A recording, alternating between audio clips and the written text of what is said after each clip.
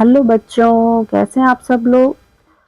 ठीक है, चलिए तो आपका आज है पाठ 4 हिंदी का, जिसका नाम है हरिद्वार। हरिद्वार के बारे में आप सब लोगों ने सुना ही होगा। ठीक है, ये गंगा नदी के किनारे उसके तट पर बसा हुआ है और ये कहाँ पे है, ये उत्तराखंड राज्य में स्थित है। यहाँ पर लोग दूर दूर से आते हैं, एक प्रसिद्ध स्थान है, तीर्थ स्थान है ये।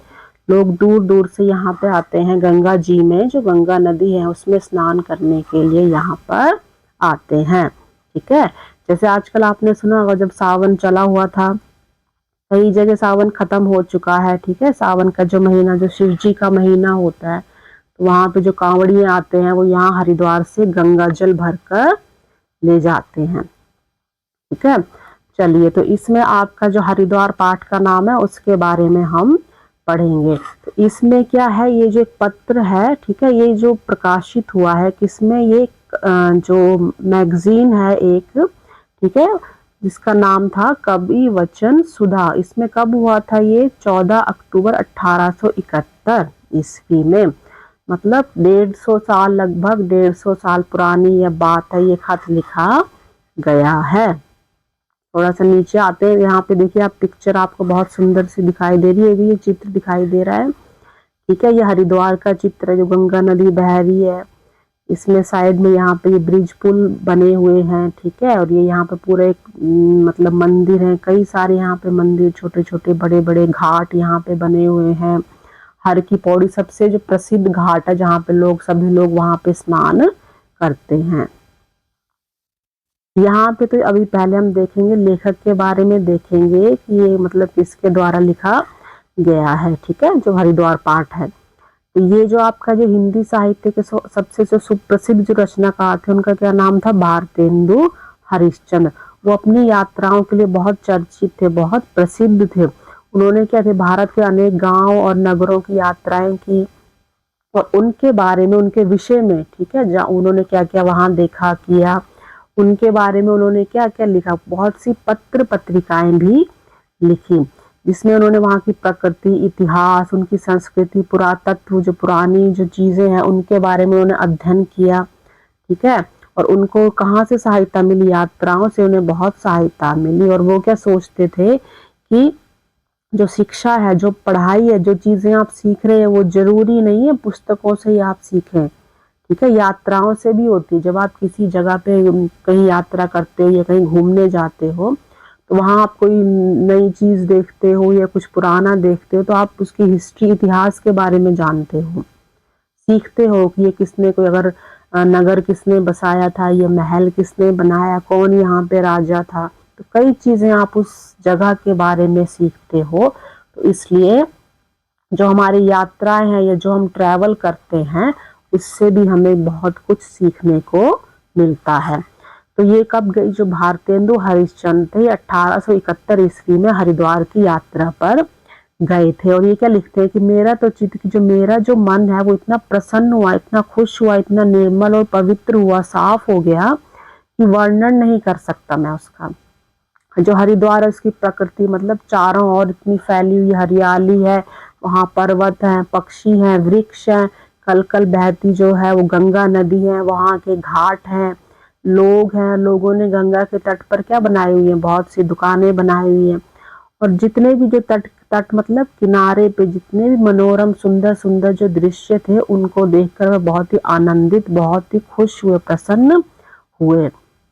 तो इस पाठ में उन्होंने जो कवि वचन सुधा, एक क्या है, पत्रिका का नाम है, पत्रिका मतलब मैगजीन। ठीक है, जैसे न्यूज़पेपर होता है उसी तरह मैगजीन होती है, आपने पढ़ी होगी, कार्टून भी आते हैं, जैसे आपकी अलग अलग बुक आती हैं छोटी छोटी।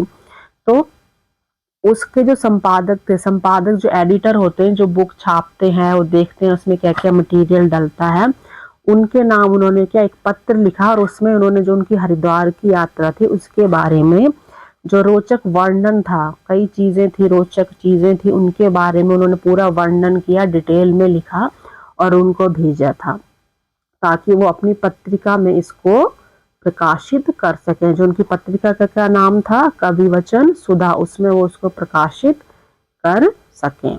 ठीक है, तो ये जो आपका जो प्रयुक्त जो हिंदी है, ये जो पत्र है, ठीक है। ये कितने साल पुराना है, लगभग 150 साल, 150 ईयर्स क्या है, ये पुराना है। तो ये उस समय की भाषा को भी दर्शाता है कि उस समय किस तरह जो बोला जाता था, क्या चीजें होती थी।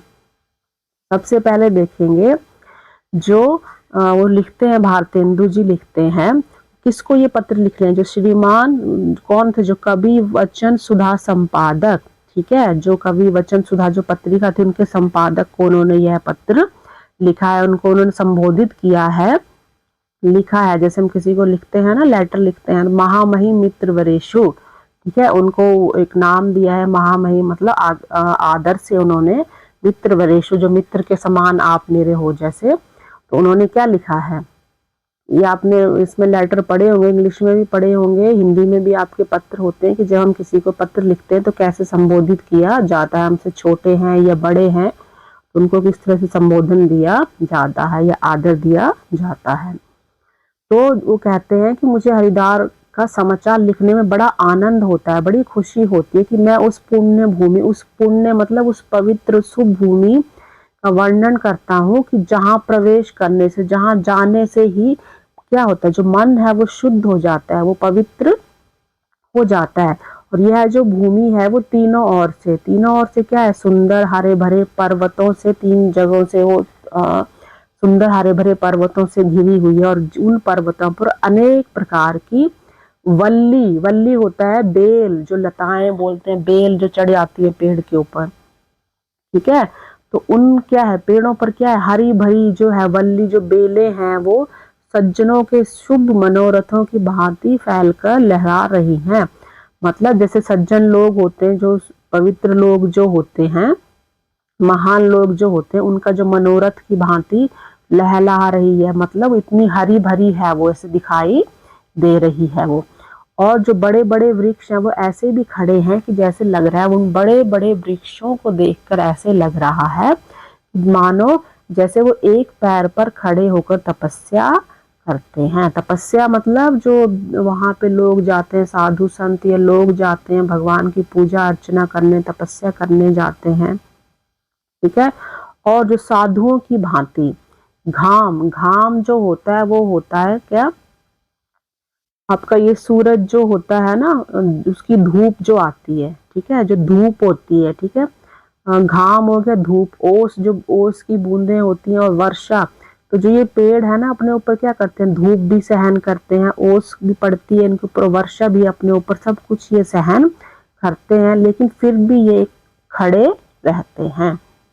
आहा, यहाँ पे आपने देखा ना विस्मयबोधिक चिन्ह है, ऐसे लगता है एक्सक्लेमेटरी साइन, ये जब कोई आश्चर्य से कोई बात कहते हैं। इनके जन्म भी धन्य है। वो किसकी बात कर रहे हैं, वो इन पेड़ों की बात कर रहे हैं, उनकी जो तारीफ कर रहे हैं, उनके बारे में बता रहे हैं कि इनका जो जन्म हुआ है बहुत बहुत ही क्या है, धन्य है, पुण्य है, ठीक है। क्यों, क्योंकि इनसे क्या होता है, जिनसे अर्थी विमुख जाते ही नहीं। यहाँ इस जो पंक्ति का कहने का तात्पर्य ये है कि ये जो पेड़ हैं ये बहुत तरीकों से हमारे काम आते हैं, अलग अलग तरीकों से। अर्थी जब किसी की मृत्यु हो जाती है तो उसको अर्थी पर ले जाते हैं, तो अर्थी किसकी, लकड़ियों की बनाई जाती है। तो मतलब इनके जन्म इतने पवित्र हैं पेड़ों के कि ये लोगों के मरने के बाद भी उनके काम आते हैं, उनकी अर्थी के काम आते हैं। और इसके अलावा आपको पेड़ों से कितनी कुछ चीजें मिलती हैं, ठीक है। इनसे फल मिलते हैं, आपको फ्रूट्स मिलते हैं, फूल मिलते हैं, गंध जो खुशबू होती है, छाया आपको पेड़ देते हैं, इनके पत्ते हैं जो आपके काम आते हैं, छाल है, ठीक है, छाल से कई मसाले, जैसे दालचीनी है, कई मसाले बनाए जाते हैं, बीज है, कई बीज है, लौंग है, इलायची जिनको आप खाते हो, लकड़ी मिलती है। और जो इनकी जहाँ तक की जो ये पेड़ हैं, इनकी जो जड़ें भी होती हैं वो भी बहुत हमारे काम आती हैं, कई जड़ों से इनकी दवाइयाँ बनाई जाती हैं, ठीक है। तो इस तरह से ये जो पेड़ हैं ये इतना इनका जन्म धन्य है, इनका पवित्र जन्म हुआ है कि ये हमें इतना कुछ देते हैं। और उसके अलावा भी ये किस किस अनेक तरहों से हमारे काम आते हैं। ये जो भारतेंदु जी है उन्होंने यहाँ पे इनका वर्णन किया है। ये यहाँ पे नीचे आप पिक्चर दिखाई दे रही है, यहाँ पे मंदिर बने हुए हैं, घाट है, यहाँ पे लोग क्या करते हैं, स्नान करते हैं। तो नीचे आते हैं। अभी हमने देखा कि जो पेड़ हमें कितने फल फूल गंध छाया जड़ पत्ती फूल कितनी चीजें इनसे हमें मिलती हैं, और कितनी मतलब ये किस किस तरह से हमारे काम आते हैं। तो फिर वो कहते हैं कि यहाँ तक कि जले पर भी कोयले और राख से लोगों का मनोरथ पूर्ण करते हैं। अर्थात मतलब अभी जो हमने पढ़ा कि जैसे मनुष्य की मृत्यु के बाद भी उनके काम आते हैं। जब जो उनके क्या होती है, जो हम कहते हैं ना अस्थियां विसर्जन किया जाता है हरिद्वार में, तो जो इनके राख रह जाती है, जो इनके कोयले रह जाते हैं, उनको भी गंगा में बहा दिया जाता है, जिससे जो लकड़ी जो जलती है, ठीक है, उससे जो कोयले रह जाते हैं उनको भी गंगा जी में बहा दिया जाता है। उससे भी लोगों के मनोरथ जो उनकी इच्छाएं हैं वो पूरी होते हैं।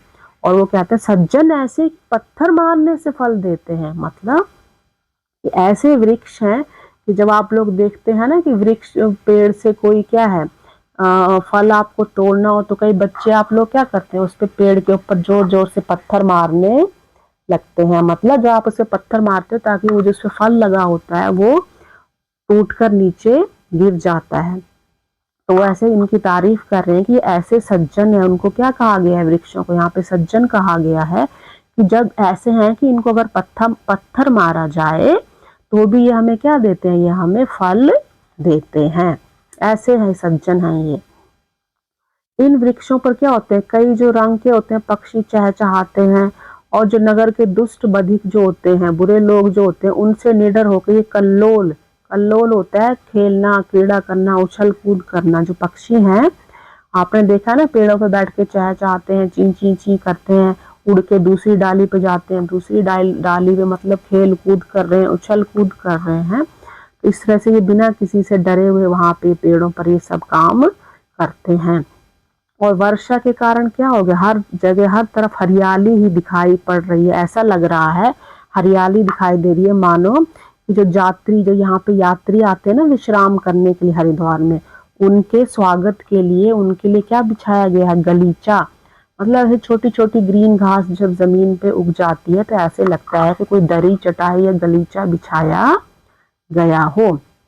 इसके स्वागत के लिए जो वहां पे लोग या यात्री आते हैं।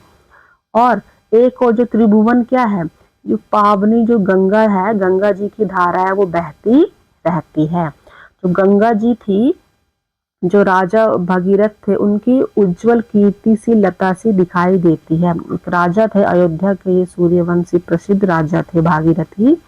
उन्होंने तपस्या की थी और गंगा जी को वो कहाँ लेके आए थे, जमीन पर लेके आए थे वो।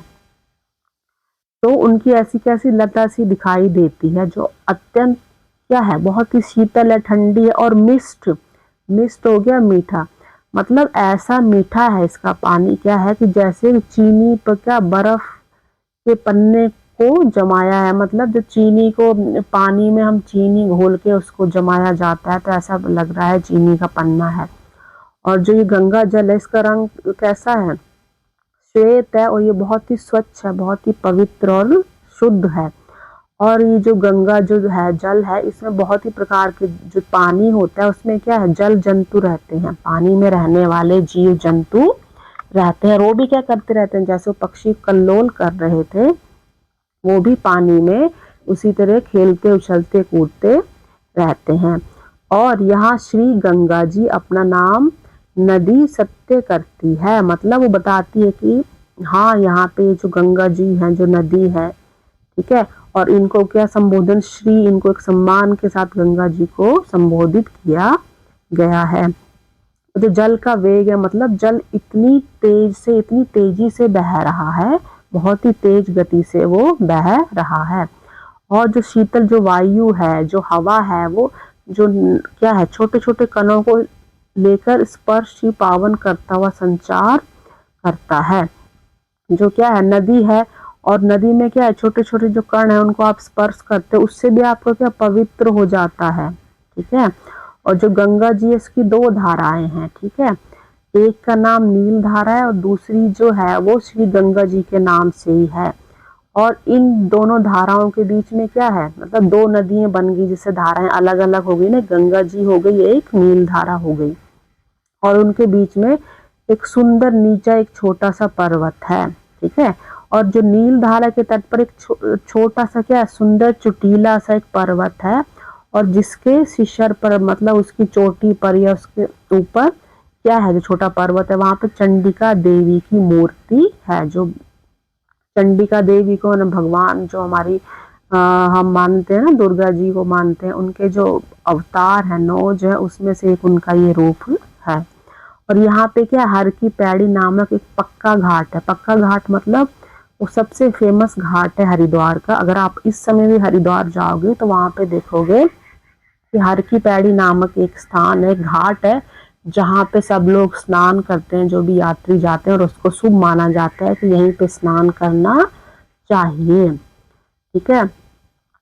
और जो विशेष आचार्य का विषय है कि यहाँ केवल क्या है, जो गंगा जी हैं, क्योंकि यहाँ पे जब आप जाते हो तो वहाँ जो देवता कौन है, सिर्फ गंगा जी ही वहाँ पे देवता है, दूसरा कोई देवता नहीं है, ठीक है। यूं तो वैरागियों ने, वैरागी होते हैं जो घर बार छोड़ चुके होते हैं, संसार के सुख से दूर जा चुके होते हैं, जो वहां पर ही रहते हैं हरिद्वार में, उसके तट पर तपस्या करते हैं, पूजा अर्चना करते हैं।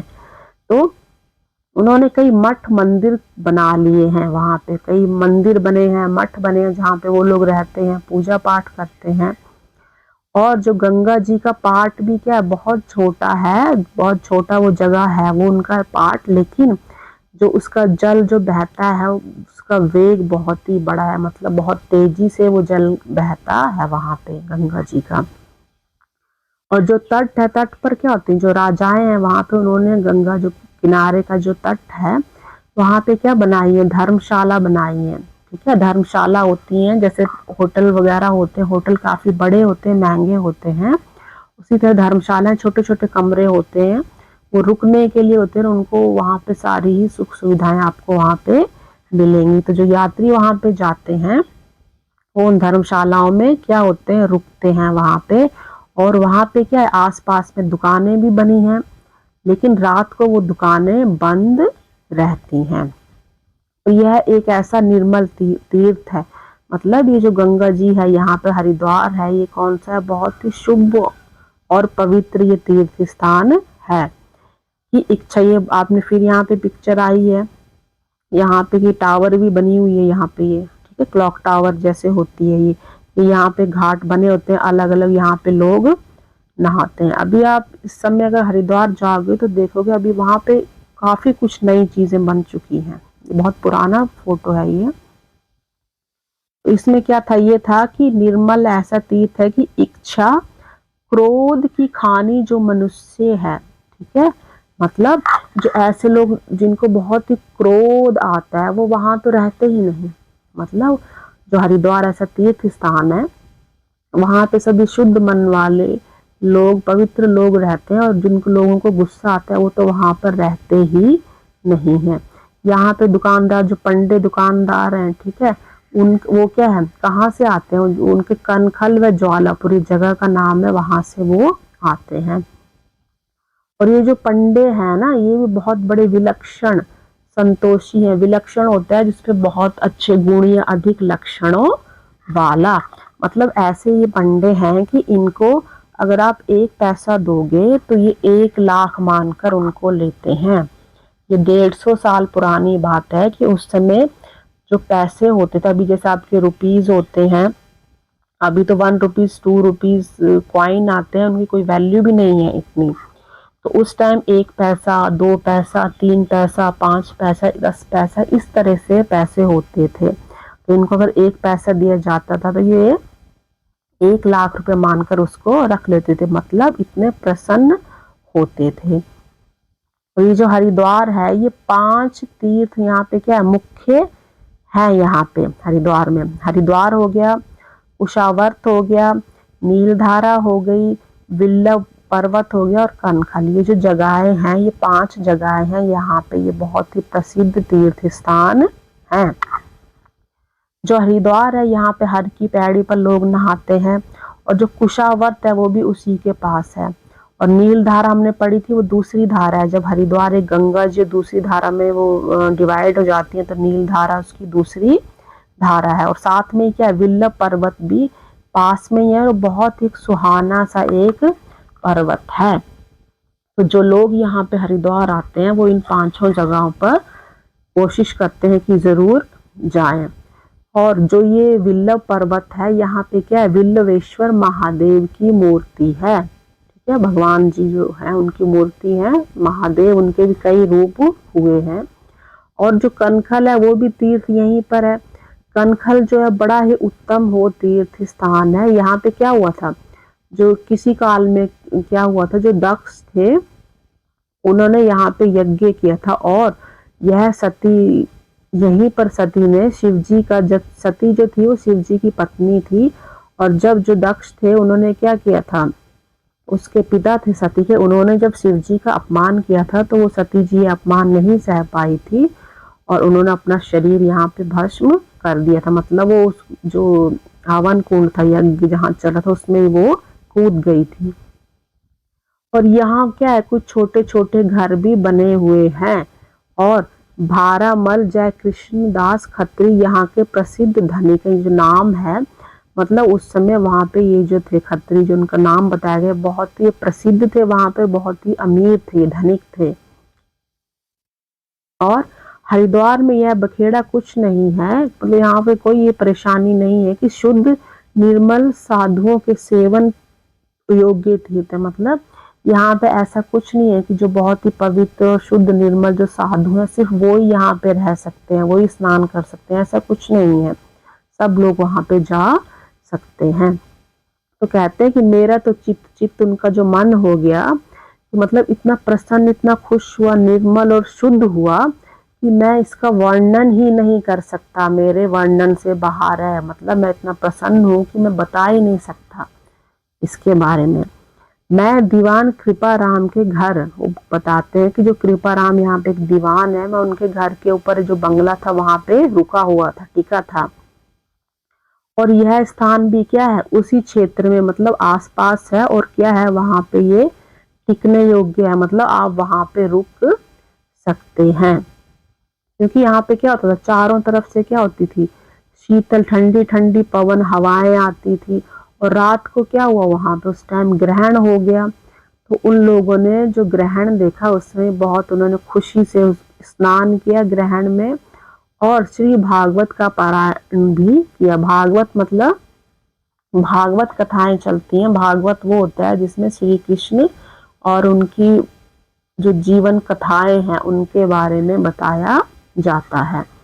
वैसे ही मेरे संग, उनके संग कौन थे, कल्लू जी मिश्र जो थे, उनके परम आनंदी थे। ठीक है, वो उनके साथ थे। और निदान इस क्षेत्र में, ठीक है, इस क्षेत्र में क्या था, जो उत्तम क्षेत्र है वहां पे जितना भी उन्होंने बताया कि इस अच्छी इतनी प्यारी जगह पर जितना भी उनका समय बीता वो बहुत ही आनंद, बहुत ही मतलब खुशी से वो उस जगह पर रहे, जितने भी वो समय रहे वहां पर।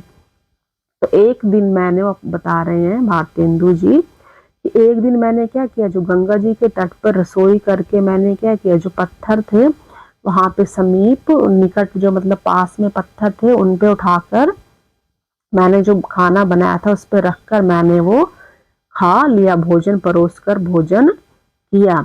और वहां पे क्या था, जल के, मतलब जब वो वहां बैठे थे गंगा के किनारे, तो जल के छल के, मतलब जल के थोड़े छींटे जो आते हैं उठ के, जो लहरें जो आती हैं उनसे छींटे निकलते हैं, टेढ़े मेढ़े आते थे, उनको छू जाते थे। और उस समय क्या, जब उन्होंने वहां पे भोजन किया तो वो भोजन, जो खाना खाने का जो सुख था, वो मतलब इतने प्रसन्न थे, इतने आनंद से उन्होंने भोजन किया कि ये नहीं था कि जैसे वो, जैसे बोलते हैं ना कोई सोने की थाली में खा रहा है, बहुत अमीर है, तो मतलब इतने प्रसन्न और खुशी से उन्होंने, सुख से उन्होंने जो भोजन किया कि कोई कह नहीं सकता कि मतलब वो तो सोने की थाल में परोसे गए भोजन से भी अधिक स्वादिष्ट था, इतने वो खुश थे। तो चित्त में बारंबार, मतलब उनके मन में बारंबार क्या हो रहा था, जो ज्ञान था और वैराग्य और भक्ति का उदय होता था। वैराग्य मतलब जब वो वहां पे रहे तो वो सोचते थे कि वो भी सब कुछ छोड़ छाड़ के यहाँ पे गंगा के किनारे आकर बस जाएं, और भक्ति का उदय होता था और वो भगवान की भक्ति में, गंगा जी की भक्ति में यहाँ पर रहें। तो उनके मन में बार बार ख्याल आ रहे थे कि वो यहीं पे आकर बस जाएं। झगड़े लड़ाई का कहीं भी यहाँ पर ना कोई लोग झगड़ा करता था, ना कोई लोग लड़ाई करता था, ठीक है। और यहाँ भी के कई वस्तुएं, कई चीजें अच्छी बनती थी, और जनेऊ यहाँ का अच्छा, महीन और उज्जवल बनता है। जनेऊ जो होता है वो एक सफेद कलर का सूती जो एक धागा होता है, उसको जैसे होता है जो ब्रह्मचारी या फिर जो पंडित लोग हैं वो जनेऊ धारण करते हैं, मतलब हिंदू धर्म में उसको पहना जाता है। तो यहाँ का जो जनेऊ ये बताते हैं कि वो बहुत ही अच्छा, बहुत ही महीन और उज्जवल, बहुत ही प्रकाशित, बहुत ही अच्छा यहाँ पर बनता है।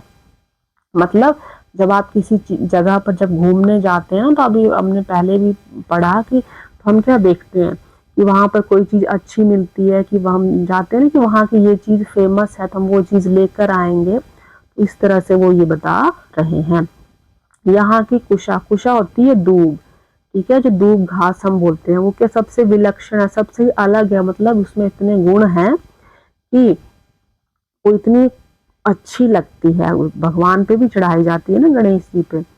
और क्या बताते हैं, जिसमें से दालचीनी है, जावित्री है, आदि की सुगंध आती है। मतलब ऐसे लगता है वो जो दूब है जैसे भगवान पे चढ़ाई जाती है ना, तो लोग उसमें मतलब इतनी अच्छी खुशबू आती, जैसे जावित्री मसाले हैं, दालचीनी और जावित्री ये मसाले हैं जिनकी सुगंध बहुत अच्छी होती है। तो वो कहते हैं भारतेंदु जी की जो कुशा है उससे भी दालचीनी और जावित्री के जैसे इतनी अच्छी और सुंदर सुगंध, मतलब खुशबू आती है। मानो यह प्रत्यक्ष प्रकट होता है कि वो यह बता रहा है कि यह जो ऐसी पुण्य भूमि, इतनी पवित्र भूमि है कि यहाँ की हर एक एक चीज पवित्र है। जैसे घास के बारे में कहा ना कि मतलब घास से इतनी अच्छी खुशबू आ रही थी, तो उनका कहने का तात्पर्य ये हुआ कि यहाँ की जो इतनी पवित्र भूमि है, जो पवित्र तीर्थ स्थान है, यहाँ की हर एक चीज, यहाँ तक कि यहाँ की जो धूप है, जो घास है, उसमें से भी इतनी अच्छी सुगंधित खुशबू आती है। तो यहाँ जो कुछ भी अपूर्व है, मतलब जो कुछ भी यहाँ पे है, जो भी चीजें यहाँ पे है वो अपूर्व है, अनूठी है, मतलब अद्भुत है। और यह भूमि साक्षात विरागमय, जो साधु हैं, जो विराग सब छोड़ के आते हैं उनके और विरक्त के सेवन योग्य है, मतलब उन्हीं के रहने लायक है, वो यहाँ पे रह सकते हैं। और अंत में वो क्या कहते हैं, भारतेंदु जी जो संपादक है उन्होंने यह पत्र उनको लिखा था, हर एक चीज बताई थी हरिद्वार के बारे में। तो वो कहते हैं कि संपादक महाशय, ठीक है, मैं चित्त से तो अब तक वहीं निवास करता हूँ, मतलब मेरा जो मन है वो तो अभी तक वहीं पे बसा हुआ है, मैं अभी तक वहीं पे हूँ। और मतलब कि जैसे कई बार आप कहीं घूमने गए तो जब आप घूम के घर वापस आते हैं तो आप उस जगह के बारे में सोच रहे थे, कई दिन तक आप उस जगह के बारे में सोचते हैं, मैं वहां पे गया था, मैंने वहां पे क्या क्या किया, मैं कैसे रहा। तो मतलब उसी तरह कवि कहता है कि मेरा मन भी तो अभी तक वहीं पे है, निवास कर रहा है, लेकिन मैंने अपना जो वर्णन किया है, वर्णन द्वारा जो आपके पाठक हैं, जो पाठक जो पढ़ने वाले हैं, जो इसको पढ़ रहे हैं, उनके लिए इस जो पुण्य भूमि है इसका वृतांत, ठीक है, वृतांत हो गया मतलब किसी चीज को बारे में जैसे समाचार डिटेल में बताना, उसका विवरण करना डिटेल में, मैं फिर भी आपको इसका विवरण बता रहा हूँ। और करके मौनावलंबन, मतलब मैं तो मौन मतलब चुप रहना, मैं तो मौन हो चुका हूँ कि मैं इसका इतने विवरण, इसका डिटेल में विवरण कर ही नहीं पा रहा हूँ।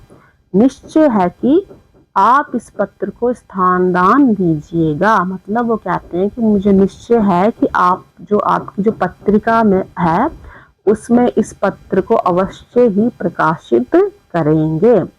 आपका मित्र, इन्होंने कौन थे, यात्री, जो उन्होंने यात्रा की थी, भारतेंदु हरिश्चंद्र, ठीक है, उन्होंने कहा कि आप जरूर अपनी पत्रिका में इस पत्र को प्रकाशित मतलब छापिएगा अपनी मैगजीन में। तो ये आपका जो पाठ है यहाँ पे क्या होता है, ये आपका खत्म होता है पाठ। अगला जो पार्ट बनाएंगे उसमें आपके हम कुछ प्रश्न उत्तर थोड़े थोड़े करेंगे, ठीक है। अब लास्ट में यहाँ देखिए इसकी पिक्चर बनी हुई है हरिद्वार की, लेखक का परिचय है इसमें। इसके बाद हम शब्दार्थ भी देखेंगे आपके। लेखक आपने हम पढ़ चुके हैं कि जो भारतेंदु हरिश्चंद्र थे, ठीक है, उनकी जो उन्होंने कौन सी वो रचना लिखी थी, निज भाषा उन्नति अहे सब उन्नति को मूल, इनकी प्रसिद्ध रचना है। इससे इन्होंने शुरुआत की थी और इन्होंने कई प्रकार के कविता लिखे, नाटक, निबंध, यात्रा वृत्तांत। यात्रा वृत्तांत जैसे हमने ऊपर पत्र पढ़ा कि किसी यात्रा के बारे में, उसके बारे में डिटेल जानकारी दी जाती है, तो इन्होंने कई प्रकार की इस तरह से रचनाएं लिखी। और इन्होंने कवि वचन सुधा, हरिश्चंद्र, ये देखो मैगजीन आ गया, हरिश्चंद्र चंद्रिका, और स्त्रियों के लिए बाल बोधनी जो पत्रिकाएं थी प्रकाशित की। कई तरह की इन्होंने पत्रिकाएं प्रकाशित की। और इन पत्रिकाओं में इनके जो सब्जेक्ट हम विषय कहते हैं ना, वो क्या कहते हैं, समाज सुधार था, राष्ट्र के प्रति प्रेम था, और उस समय जो अंग्रेजी शासन था यहाँ पे उसके लिए विरोध था, स्वाधीनता की भावना, स्वर सुनाई देते थे, उनके बारे में इन्होंने लिखा।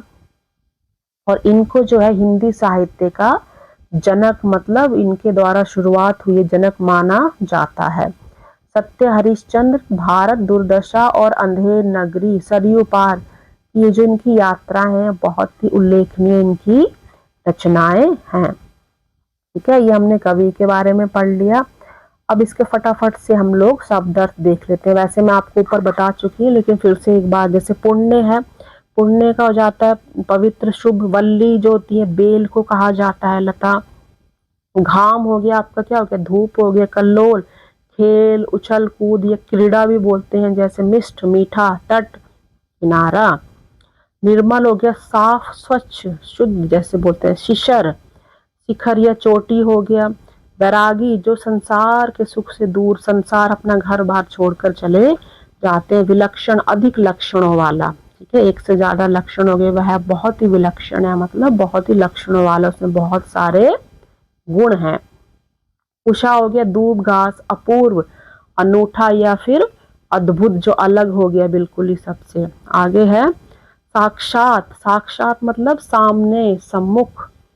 वृतांत समाचार, किसी चीज का विवरण बहुत ही डिटेल में विस्तृत जानकारी देनी, वृतांत। यात्रा वृतांत जो है कहते हैं ना, मतलब यात्रा के बारे में हमने सारी जो भी जानकारी थी, विस्तृत विवरण पूरी डिटेल में, एक एक हमने हर चीज बात उसमें बताई है। विदित अवगत, किसी को विदित कराना, अवगत कराना, किसी चीज की जानकारी देना। मौनावलंबन मतलब मौन, चुप हो जाना, वो मतलब उसकी हरिद्वार की ऐसी वो देखकर, नगरी को देखकर क्या हो गए थे, वो मौनावलंबन हो गए, वो वर्णन ही नहीं कर पा रहे थे भारतेंदु हरिश्चंद्र जी, ठीक है। चलिए, तो ये आपका पाठ बेटा यहीं पे खत्म होता है। आपको ये अच्छा लगा है, वीडियो पसंद आया तो प्लीज इसको सब्सक्राइब जरूर करिएगा। आगे हम इसमें आपके जो इसके मिलकर मिलान करें, जो भी है आपके, वो हम अगले वीडियो में करेंगे, ठीक है बेटा। चलिए, थैंक यू वेरी मच।